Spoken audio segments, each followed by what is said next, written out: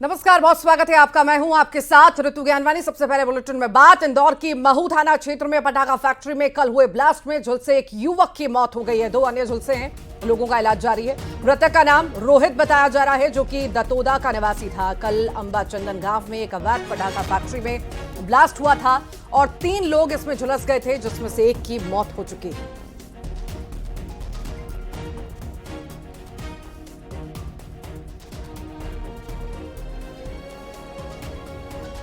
और ज्यादा जानकारी के लिए सहयोगी मिथिलेश गुप्ता हमारे साथ जुड़ गए हैं। मिथिलेश, क्या ज्यादा जानकारी मामले में? ऋतु, ये पूरा जो घटनाक्रम है महू के अंबा चंदन गांव की घटना है ये।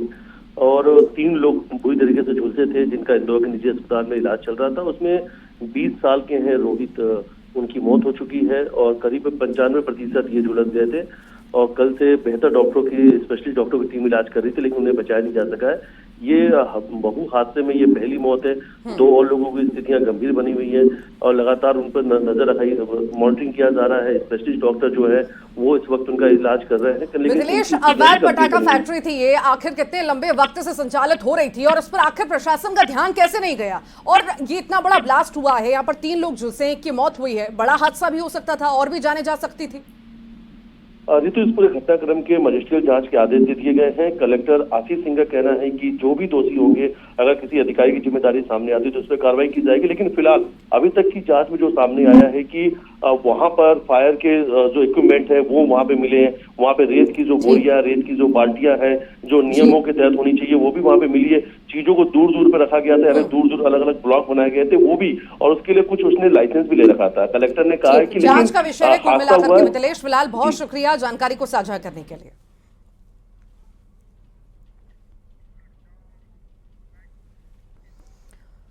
प्रमोशन में आरक्षण मामले में छत्तीसगढ़ हाईकोर्ट ने बड़ा फैसला सुनाते हुए 2019 के राज्य सरकार के आदेश को पूरी तरह से निरस्त कर दिया। इससे पहले अदालत ने इस पर रोक लगाई थी। छत्तीसगढ़ हाईकोर्ट ने अपने फैसले में कहा कि पूर्ववर्ती सरकार ने आदेश को लागू करने में सुप्रीम कोर्ट की संविधान पीठ के निर्देशों का पालन नहीं किया था, जिसमें कहा गया है कि प्रमोशन में आरक्षण देने के लिए हर विभाग से जातिगत डाटा एकत्रित करके उन्हीं SC/ST कर्मचारियों को इसका लाभ दिया जाना चाहिए जिन्हें इसकी जरूरत है। लेकिन पूर्ववर्ती सरकार ने डाटा कलेक्ट करने का काम नहीं किया।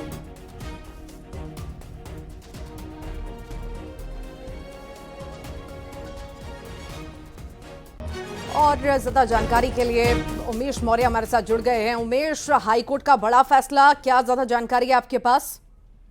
देखिए, प्रमोशन में आरक्षण के मामले में छत्तीसगढ़ हाईकोर्ट ने एक बड़ा फैसला सुनाया है। 2019 में राज्य सरकार ने एक आदेश जारी किया था, जिसको हाईकोर्ट ने निरस्त कर दिया। इससे पहले अदालत ने इस पर रोक भी लगाई थी। पूरे मामले की जो सुनवाई है चीफ जस्टिस रमेश सिन्हा की बेंच पे हुई है, DB में हुई है।